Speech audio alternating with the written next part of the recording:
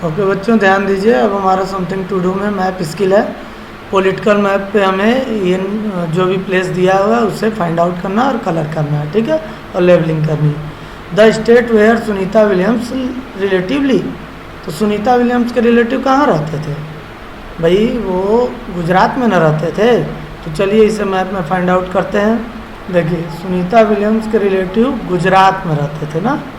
तो गुजरात कहाँ है भाई? गुजरात ये देखिए राजस्थान के बगल में इधर गुजरात है। यहाँ पे सुनीता विलियम्स के रिलेटिव रहते थे।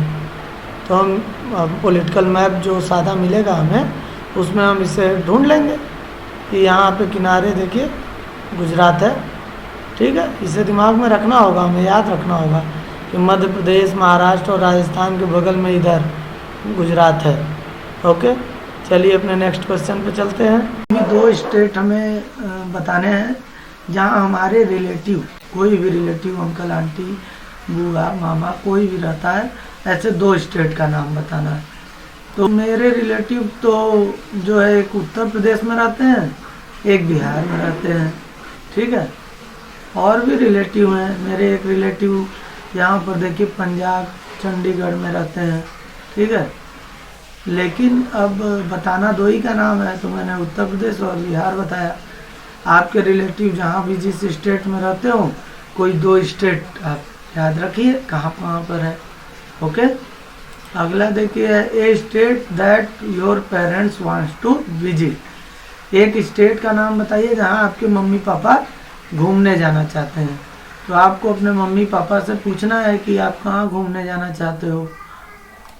उस स्थान को मैप में हम ढूंढेंगे कि आखिर वो कहाँ घूमने जाना चाहते हैं। जैसे अक्सर जम्मू कश्मीर लोग वैष्णो माता मंदिर का दर्शन करने जाना चाहते हैं, या फिर शिमला घूमने जाना चाहते हैं, या राजस्थान में भी घूमने जाना चाहते हैं, मुंबई घूमने जाना चाहते हैं। तो कहाँ जाना चाहते हैं आपके मम्मी पापा, आप पूछ लीजिए और देख लीजिए कि वो स्टेट इंडिया के मैप में कहाँ है। इस तरह से मैप स्किल का काम पूरा हो जाएगा। देखिए बेटा, समथिंग टू डू, अब आगे बढ़ते हैं इसमें। If you understand the role and responsibility of your parents, अगर आप समझते हैं कि आपके पेरेंट्स का काम क्या है, उनकी जिम्मेदारी क्या है, you will understand the problem they face in bringing up the children. तो आपको ये भी समझ में आना चाहिए कि बच्चों की देखभाल करने में उन्हें कितना कष्ट सहना पड़ता है। This will help you to become a better child.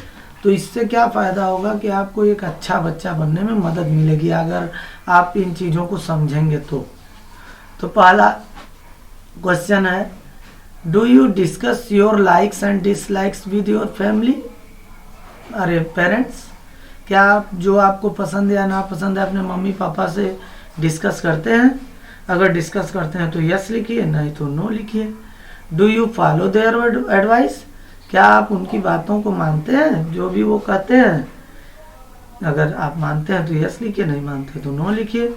Do you share the house hold chores task with them.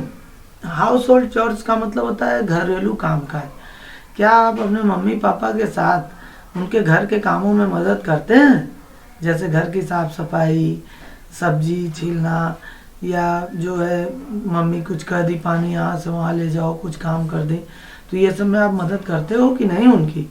तो आप यस अगर करते हैं तो यस लिखिए और नहीं तो नो लिखिए। ओके, आगे बढ़ते हैं।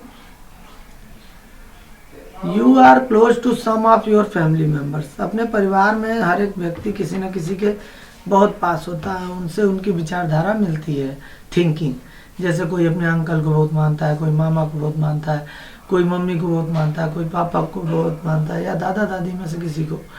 You may not be close to the other member of the family. हो सकता है कि आप सबके करीब ना हो, लेकिन किसी एक मेंबर से आपका बहुत अच्छा संबंध हो सकता है, relation. Is there a reason why you do not like a family member. क्या आप बता सकते हैं कि क्यों आप किसी फैमिली मेंबर को नहीं पसंद करते, क्या कारण है? तो अपना कारण बताइए। जैसे कभी कभी बच्चे बोलते हैं कि पापा मुझे टीवी नहीं देखने देते इसलिए मैं पसंद नहीं करता, मम्मी मुझे मोबाइल नहीं चलाने देती इसलिए मैं पसंद नहीं करता। तो इस तरह का कोई रीजन हो जिसके कारण आप उनको पसंद नहीं कर रहे हैं तो यहाँ लिखिए। Has that person tried to harm you in any way. अगर आप बताइए इसमें कि क्या कोई परिवार का सदस्य आपको चोट पहुंचाने की कोशिश करता है, नुकसान पहुंचाने की कोशिश करता है, तो बताइए उसके बारे में यहाँ लिख कर। Okay, have you discussed it with your parents. अगर मान लो कोई अगल बगल या परिवार का सदस्य या कोई रिलेटिव आपको किसी तरह से कोई नुकसान पहुंचाना चाहता है, आपको परेशान करता है, तो क्या आप अपने माँ बाप से डिस्कस करते हैं उस बारे में? यहाँ पे इसका आंसर लिखना है। ठीक, ओके। अगला क्वेश्चन, फैमिली इंफॉर्मेशन यहाँ लिखनी है। Who is the tallest member in your family. Tallest माने होता है सबसे लंबा। आपके फैमिली में सबसे लंबा कौन है? जो मेंबर हो उसको लिखिए, अंकल, आंटी, मम्मी, पापा, जो भी हो उसका नाम लिख दीजिए। अंकल है तो अंकल, फादर है फादर, मदर है तो मदर लिख देना। What is her height? His her height in feet and inches। अब यहाँ पे आपको अपने पेरेंट्स की मदद लेनी है। जिसका आप यहाँ बता रहे हैं अंकल, आंटी या मम्मी पापा जो लंबे हैं सबसे, उनकी हाइट आपको फीट या इंच में बतानी है। ठीक है, फिर उसी पर्सन की जिसका यहाँ आप डिटेल बताएं उसी का हाइट सेंटीमीटर में भी बताना है। ठीक, मम्मी पापा से पूछना पड़ेगा आपको। फिर पूछ रहा what is your height in centimetre. आपकी हाइट सेंटीमीटर में क्या है आप वो लिख दीजिए यहाँ।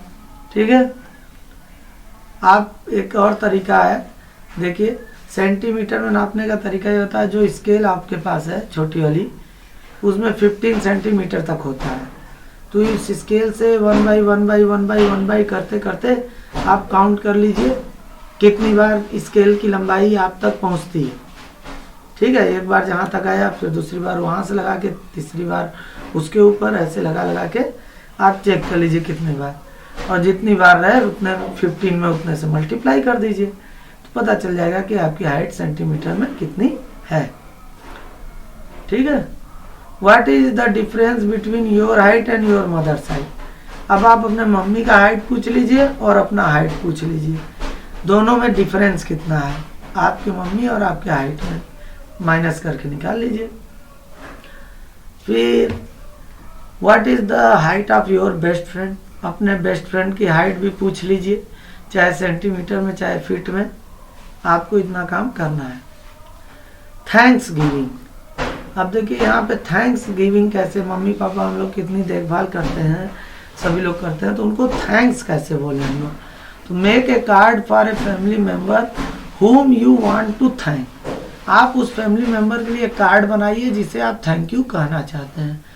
And mention the reason for your gratitude. Gratitude means उनका जो एहसान है हमारे ऊपर, जो अच्छा काम हमारे लिए उन्होंने किया है, वो सारी चीज़ों का कारण बताइए कि हाँ आपने मेरे लिए ये किया, अच्छी अच्छी बातें भी उस कार्ड में लिखिए। इस तरह से आप एक थैंक्स कार्ड बना के अपने फैमिली मेम्बर को, जिससे आप बहुत पसंद करते हैं, दीजिए। तो इतना काम हम लोगों को करना है, मैंने एक्सप्लेन कर दिया है सब कुछ, आप इसे समझकर अच्छे से कीजिए।